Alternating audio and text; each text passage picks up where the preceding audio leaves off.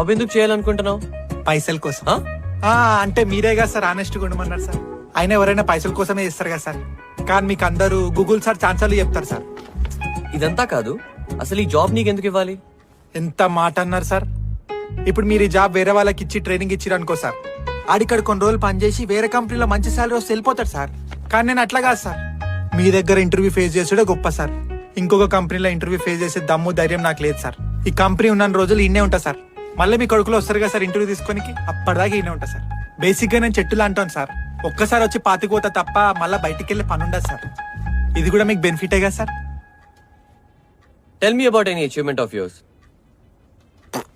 ఒక్కటి కూడా లేదా? అంటే ఉన్నాయి సార్, కాకపోతే మీకు చెప్తే మీరు ఎట్లా రియాక్ట్ అవుతారని భయం అవుతుంది సార్. ఇప్పటి వరకు ఇన్ని దారుణాలను తట్టుకున్నా, ఇది కూడా తట్టుకుంటా. చెప్పు.